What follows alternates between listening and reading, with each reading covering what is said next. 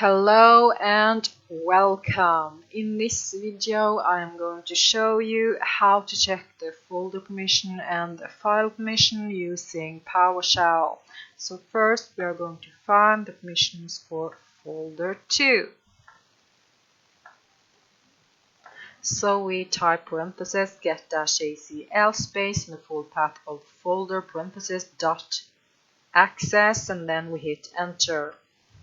Next, we are going to find the permissions for file 1.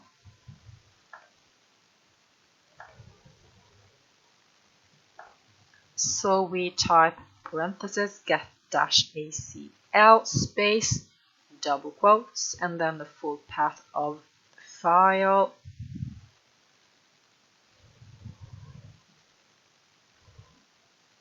Parentheses dot access and then we hit enter.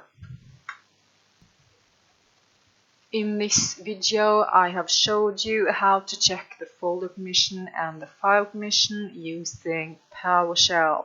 Thank you for watching my video and remember to like, share and subscribe.